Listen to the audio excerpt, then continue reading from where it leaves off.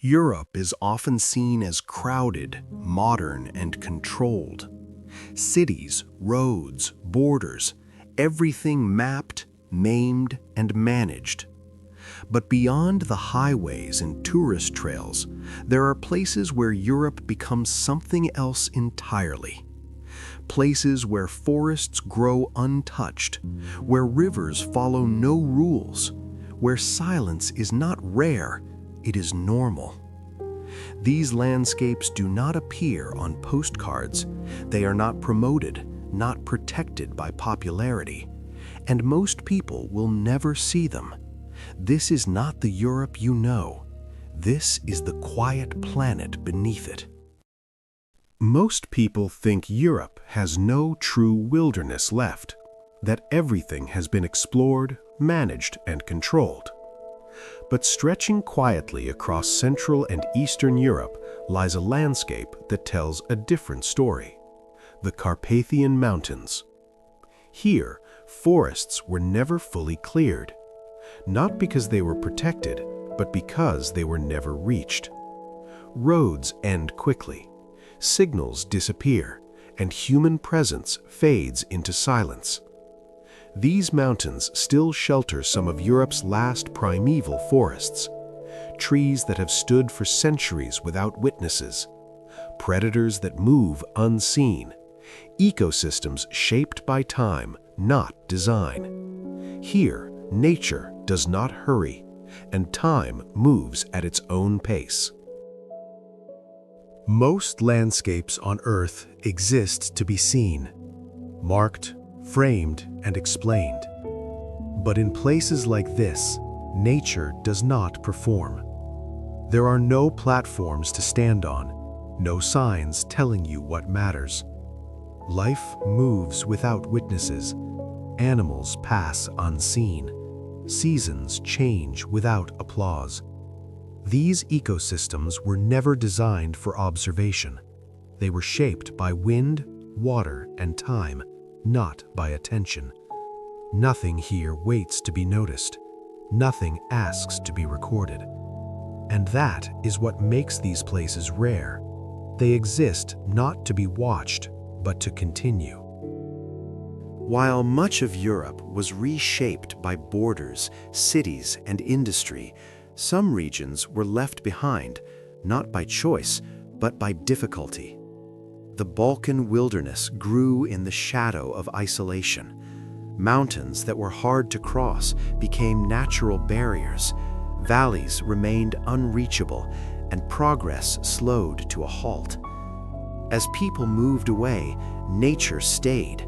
Forests expanded, rivers flowed without restraint, old paths disappeared beneath vegetation. What was once forgotten did not decay.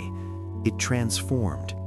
Here, absence became preservation, and isolation became protection. Across Europe, entire villages were left behind, not suddenly, but quietly. Borders shifted, jobs moved, generations followed different paths. What remained was absence. Nature did not rush to fill the space. It returned slowly, patiently. Roofs collapsed under the weight of time. Trees grew through walls. Paths softened, then disappeared. This was not destruction, it was restoration. Here, abandonment did not mean loss, it meant return. In Northern Europe, silence is shaped by cold. Long winters slow everything down. Movement becomes intentional. Noise disappears. Here, distance is not measured in kilometers, but in effort. Few roads reach this far. Fewer people stay. What remains is space, wind moving through bare trees, snow absorbing sound, light changing slowly across the horizon. This is not emptiness, it is restraint. In the north, silence is not the absence of life, it is the environment life adapts to. Silence does not mean the absence of sound. It means the absence of interruption. When engines stop and voices fade, the smallest details return. Leaves brushing against air, water finding its way through stone, branches responding to wind. These sounds do not compete. They do not demand attention. They exist in balance. This is how the planet sounds when nothing tries to control it.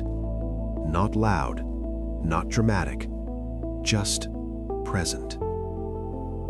Without humans, time does not accelerate. It simply unfolds. There are no schedules here, no deadlines, no urgency. Clouds move when they are ready. Shadows shift without being noticed. Growth happens without being measured. In places like this, progress has no meaning.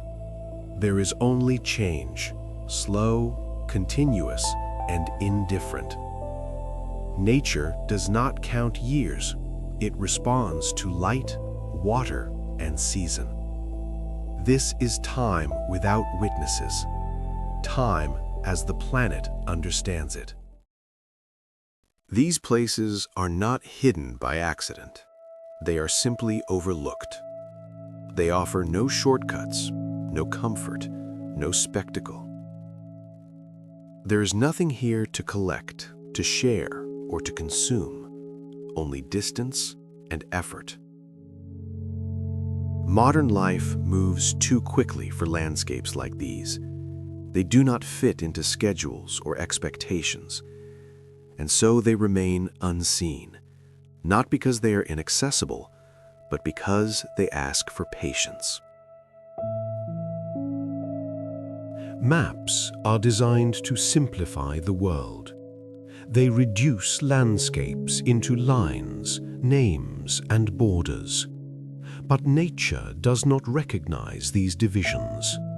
Rivers ignore borders. Mountains outlast nations. Forests grow without permission.